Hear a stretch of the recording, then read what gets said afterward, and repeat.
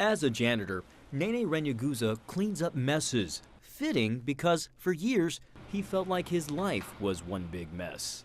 A husband and father to 3 young kids, he had big dreams for his family. Then, a deadly attack changed his life forever. Nene's journey brought him here to the idyllic Midwestern setting of Columbia, Missouri. But his painful and dramatic story has its roots some 7,000 miles away, home to one of the world's deadliest conflicts. Born and raised in war-torn Congo, Nene, whose mother and siblings were kidnapped in village raids, spent much of his life on the run. The day his world turned upside down mirrors the bloodshed between Hutus and Tutsis in neighboring countries depicted in the film Hotel Rwanda. Oh, Jesus, no. Oh, it's Simon, Papa. It started like any other night. But then, gunfire awakened his sleeping family. Raiders were attacking the village. Since the attackers usually targeted the men first, Nene told his wife to take the children and run, while he ran the other direction, hoping to spare their lives. What we said was, it's only God who can save us now. Let's run. He returned the following morning to a heartbreaking scene. All the village houses burned to the ground.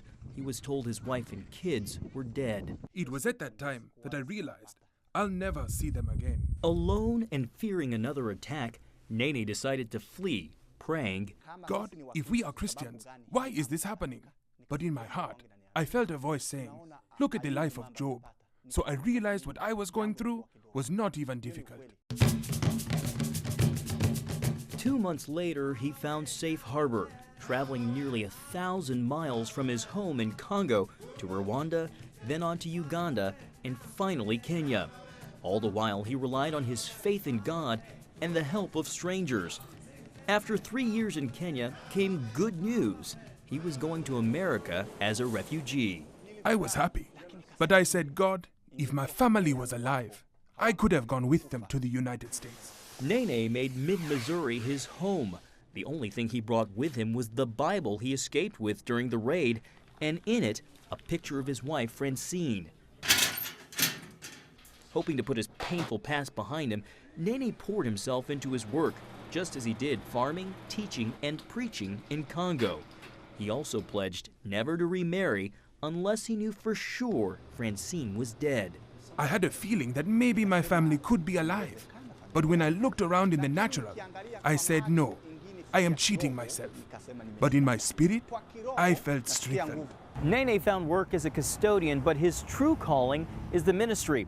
He leads African worship services every Sunday here at First Baptist Church in Columbia, where his congregation, co-workers, and friends have become family and a network of support. Instantly, our hearts were just connected, and he just became my son. One of his biggest supporters is Charlotte Gaddy.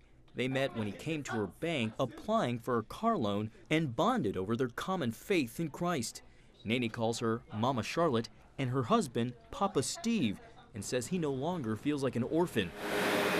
A year after coming to America, Nene received an unexpected phone call. His wife and all 3 children were alive in Kenya. But he'd wait another 4 years, enduring holdups like outbreaks, paperwork, and canceled flights. When they finally got the green light, Mama Charlotte sprang into action, helping with immigration details and finding a place big enough for the family to live. With the help of donors and fellow believers, she organized a citywide effort to furnish the family's new home. We went from an empty apartment within a week, a completely furnished apartment, from everything from tennis shoes to silverware to, God supplied everything, and everything was color coordinated. Last summer, after 11 years apart, Nene finally reunited with his family. The couple shared their experience with CBN News. Once I saw them coming through the doors, it was overwhelming. I cried there at the airport. They say their story can only be described as a miracle. Deep in my heart, I knew my husband was dead because we had witnessed so many times the raiders coming in and killing the men in the village or taking them into the bush. And later we would find the bodies of people who have been killed there.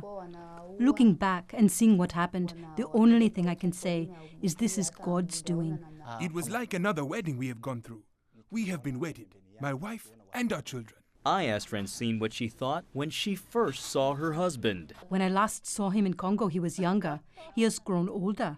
He has started losing hair on his head. No, I'm still young. Nene, when you saw her, did she look the same or even more beautiful? Beautiful, very beautiful. Nene and his family have spent the last several months getting to know each other. His kids, whom he last saw as toddlers, are now all teens, adjusting to life in America. And he's getting to know an orphaned boy his wife found and adopted after the village raid. But it doesn't end there. This spring, Francine and Nene will welcome their 5th child, a baby boy they plan to name Israel. This is a baby of joy. To me, it's like a present I have been given.